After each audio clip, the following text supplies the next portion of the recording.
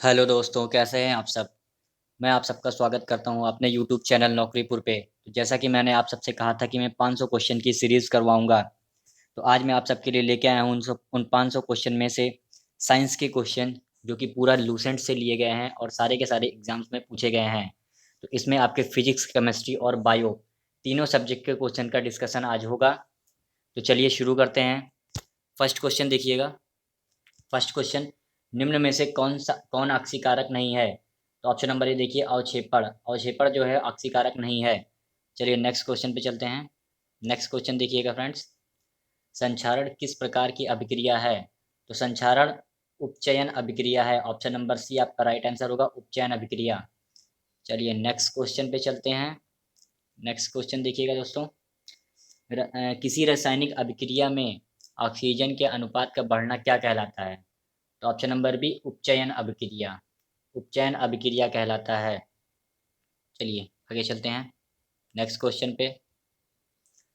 निम्न में से कौन सी अभिक्रियाओं के युग्म हमेशा साथ साथ होते हैं। तो उदासीनीकरण और विस्थापन। ऑप्शन नंबर सी देखिए, उदासीनीकरण और विस्थापन। इन अभिक्रियाओं के युग्म हमेशा साथ साथ होते हैं। चलिए नेक्स्ट क्वेश्चन पे चलते हैं फ्रेंड्स। नेक्स्ट क्वेश्चन पे। नेक्स्ट क्वेश्चन देखिएगा। किसी अभिक्रिया में भाग लेने वाले पदार्थ क्या कहलाते हैं। तो अभिकारक कहलाते हैं। ये आप सबको पता होगा, अभिकारक कहलाते हैं।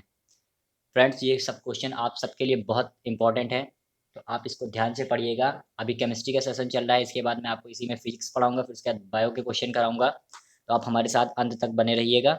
चलिए आगे चलते हैं नेक्स्ट क्वेश्चन पे। नेक्स्ट क्वेश्चन देखिएगा। श्वसन किस प्रकार की अभिक्रिया है। तो श्वसन ऊष्माक्षेपी अभिक्रिया है। ऑप्शन नंबर ए आपका राइट आंसर है, श्वसन ऊष्माक्षेपी अभिक्रिया है। चलिए आगे चलते हैं नेक्स्ट क्वेश्चन पे। नेक्स्ट क्वेश्चन देखिएगा क्या बोला गया है। प्रबल अम्ल और दुर्बल क्षार से बने लवण का पीएच मान क्या होता है। तो 7 से कम होता है। प्रबल अम्ल और दुर्बल क्षार से बने लवण का पीएच मान 7 से कम होता है। चलिए आगे चलते हैं नेक्स्ट क्वेश्चन पे।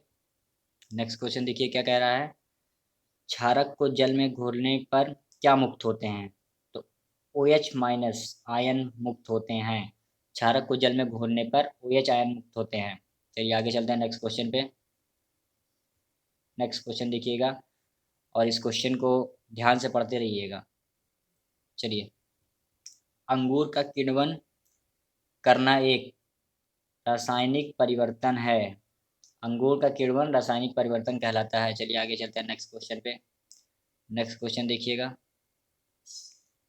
मैग्नीशियम के रिबन के दहन होने पर किस प्रकृति का लव उत्सर्जित होता है। तो श्वेत चमकदार। मैग्नीशियम के रिबन के दहन होने पर किस प्रकृति का लव उत्सर्जित होता है। तो श्वेत दहन, श्वेत चमत्कार होता है, श्वेत चमत्कार। चलिए आगे चलते हैं नेक्स्ट क्वेश्चन पे। नेक्स्ट क्वेश्चन देखिएगा। सिरका में कौन सा अम्ल पाया जाता है। तो ये आप सबको पता होगा, एसिटिक अम्ल पाया जाता है, एसिटिक एसिड। ये आप सबको पता होगा। चलिए आगे चलते हैं। आगे देखिएगा नेक्स्ट क्वेश्चन। नींबू के रस का पीएच मान लगभग होता है। तो 2.2, 2.2 नींबू के रस का पीएच मान होता है। चलिए नेक्स्ट क्वेश्चन आगे चलते हैं नेक्स्ट क्वेश्चन पे। नेक्स्ट क्वेश्चन देखिएगा फ्रेंड्स। निम्न में कौन अधातु विद्युत का सुचालक है। तो ग्रेफाइट। ग्रेफाइट जो है वो विद्युत का सुचालक होती है। चलिए आगे चलते हैं नेक्स्ट क्वेश्चन पे। नेक्स्ट क्वेश्चन देखिएगा। निम्न में से किस धातु को चाकू से काटा जा सकता है। तो सोडियम को आप चाकू से काट सकते हैं, सोडियम Na। सोडियम को आप चाकू से काट सकते हैं फ्रेंड्स। चलिए नेक्स्ट क्वेश्चन देखिएगा। नेक्स्ट क्वेश्चन आप देखिए। प्राकृतिक गैस का दहन किस प्रकार का रासायनिक अभिक्रिया है। तो प्राकृतिक गैस का जो दहन होता है उसको ऊष्माक्षेपी अभिक्रिया कहते हैं, ऊष्माक्षेपी अभिक्रिया। तो फ्रेंड्स, आप हमारे चैनल को सब्सक्राइब करना मत भूलिएगा, क्योंकि मैं आप सबके लिए ऐसे ही इंपॉर्टेंट वीडियोस लाता रहता हूँ। तो आप हमारे साथ बने रहिए और हमारे चैनल को सब्सक्राइब करिएगा। चलिए आगे चलते हैं नेक्स्ट क्वेश्चन पे। नेक्स्ट क्वेश्चन देखिएगा। सोडियम हाइड्रोक्साइड का पीएच मान लगभग है। तो इसका देखिए 14। सोडियम हाइड्रोक्साइड का पीएच मान लगभग 14 होता है। Sodium hydroxide NaOH। NaOH इसको आप याद रखिएगा, इसका फॉर्मूला होता है, कभी कभी ये भी पूछा जाता है एग्जाम्स में। चलिए आगे चलते हैं नेक्स्ट क्वेश्चन पे। चलिए, इमली में कौन सा अम्ल अम्ल है। तो इसको देखिए, इसको भी आप सबको पता होगा, जहाँ तक मुझे पता है कि आप सब इसको जानते होंगे, टार्टरिक अम्ल। टार्टरिक अम्ल होता है इमली में। चलिए आगे चलते हैं नेक्स्ट क्वेश्चन पे। नेक्स्ट क्वेश्चन देखिएगा दोस्तों, उपचयन अपचयन अभिक्रिया को क्या कहते हैं? तो उपचयन अपचयन अभिक्रिया को रेडॉक्स अभिक्रिया कहते हैं दोस्तों। रेडॉक्स अभिक्रिया, ऑप्शन नंबर बी आपका राइट आंसर है। चलिए आगे चलते हैं नेक्स्ट क्वेश्चन पे। देखिए ये क्वेश्चन देखिए, जस्ता के अयस्क हैं तो zinc blende, option number A, zinc blende जो होते हैं वो जस्ता के अयस्क होते हैं, जस्ता। चलिए आगे चलते हैं नेक्स्ट क्वेश्चन, इसको देखिएगा, कौन सी धातु है जो अधिक ताप पर भी ऑक्सीजन से अभिक्रिया नहीं करती है? ऑप्शन नंबर बी देखिए, सोना। सोना जो है वो अधिक ताप पर ऑक्सीजन से अभिक्रिया नहीं करती है। फ्रेंड्स इस सीरीज में थोड़ा सा जो है नंबरिंग गलत हो गई है, वो मैं आप सबके लिए क्वेश्चंस ढूंढ ढूंढ के लाया हुआ हूँ, इसलिए हमें लगता है नंबरिंग करने में थोड़ा सा मुझे दिक्कत हो गई, मिस्टेक हो गई है। तो बने रहिए, कोई दिक्कत नहीं है, क्वेश्चन तो आपको अच्छे से दिख ही रहे होंगे, समझ में आ रहे होंगे। चलिए आगे चलते हैं नेक्स्ट क्वेश्चन पे। नेक्स्ट क्वेश्चन देखिएगा, एक धातु के टुकड़े को पतले तार से खींचा जा सकता है, यह धातु के किस गुण के लिए उत्तरदायी है? तो तन्यता के लिए, ऑप्शन नंबर ए। ये आप सबको पता होगा कि जब धातु को जो है पीट कर पतले तार के रूप में परिवर्तित किया जाता है तो यह क्या, ये इस गुण को क्या बोलते हैं? तन्यता बोलते हैं। चलिए आगे चलते हैं नेक्स्ट क्वेश्चन पे। अब देखिए यहाँ से आपका फिजिक्स का क्वेश्चन स्टार्ट हो रहा है, फिजिक्स का क्वेश्चन। तो अभी हम फिजिक्स का क्वेश्चन करेंगे, अभी हमने केमिस्ट्री का किया था, उसके बाद अब हम फिजिक्स करने जा रहे हैं, इसके बाद हम बायो का क्वेश्चन करेंगे, जो कि पूरे के पूरे लूसेंट जीके से आए हुए हैं। लूसेंट जीके से मैं ढूंढ ढूंढ के इंपॉर्टेंट क्वेश्चंस आप सबके लिए लेके आया हूँ, जो एग्जाम्स में ज़रूर से ज़रूर पूछे जाते हैं, और ये सभी क्वेश्चंस फ्रेंड्स पूछे गए हैं एग्जाम में, तो आप इसको देखिएगा ज़रूर। उत्तर लेंस की क्षमता होती है धनात्मक होती है, उत्तर लेंस की क्षमता क्या होती है? धनात्मक, याद रखिएगा। चलिए आगे चलते हैं नेक्स्ट क्वेश्चन पे, देखिएगा फिजिक्स का, लेंस की क्षमता का एसआई मात्रक क्या होता है? डायोप्टर। ये सब बहुत इंपॉर्टेंट क्वेश्चन है फ्रेंड्स, बेसिक से क्वेश्चन हैं, ये सब एग्जाम्स में जरूर पूछे जाते हैं। एसएससी रेलवे, खास करके एसएससी में तो जरूर से जरूर पूछे जाते हैं। चलिए, लेंस की क्षमता का मात्रक क्या होता है? डायोप्टर होता है। चलिए आगे चलते हैं नेक्स्ट क्वेश्चन पे, देखिएगा इसको देखिएगा, पानी से भरी बाल्टी की गहराई कम दिखती है, इसका क्या कारण है? अपवर्तन। अपवर्तन के कारण जो है पानी की जो भरी बाल्टी होती है उसकी गहराई कम दिखती है, तो इसको याद रखिएगा, इसका कारण अपवर्तन होता है। चलिए आगे चलते हैं नेक्स्ट क्वेश्चन पे। ये देखिएगा क्वेश्चन, हीरे का अपवर्तनांक क्या होता है? तो इसको आप डायरेक्ट याद कर सकते हैं, 2.42। ऑप्शन नंबर डी पे देखिएगा, हीरे का अपवर्तनांक 2.42, 2.42 है। चलिए आगे चलते हैं नेक्स्ट क्वेश्चन, देखिएगा दोस्तों, मोटर गाड़ी के चालक के सामने लगा रहता है, कौन सा दर्पण लगा रहता है? उत्तल दर्पण, ऑप्शन नंबर सी, उत्तल दर्पण लगा रहता है। ये फिजिक्स के क्वेश्चन है फ्रेंड्स, ये बहुत ही इंपॉर्टेंट क्वेश्चन है, उत्तल दर्पण लगा रहता है मोटर गाड़ी के चालक के सामने। चलिए आगे चलते हैं नेक्स्ट क्वेश्चन पे। तो नेक्स्ट क्वेश्चन देखिएगा, अब मात्रक के क्वेश्चन आए हैं, देखिए, किलोवाट घंटा मात्रक है, तो किलोवाट घंटा किसका मात्रक है? ऊर्जा का मात्रक है, ऑप्शन नंबर बी देखिएगा, ऊर्जा का मात्रक है। चलिए आगे चलते हैं नेक्स्ट क्वेश्चन पे। नेक्स्ट क्वेश्चन देखिएगा, विद्युत बल्ब का फिलामेंट होता है, तो विद्युत बल्ब का फिलामेंट किसका होता है? टंगस्टन का होता है, ऑप्शन नंबर सी देखिए, टंगस्टन। ये तो आप सबको पता होगा कि बल्ब का जो फिलामेंट होता है वो टंगस्टन का बना होता है। चलिए आगे चलते हैं, चलिए आगे चलते हैं, देखिए, मानव नेत्र में होता है, तो हम सबकी आंखों में, जैसे हम लोग मानव हैं, मानव के नेत्र में क्या होता है? मानव के नेत्र में कौन सा दर्पण लगा होता है? तो उत्तल लेंस लगा होता है, उत्तल लेंस। उत्तल लेंस हम लोग की आंखों में होता है फ्रेंड्स, इसको ध्यान दीजिएगा।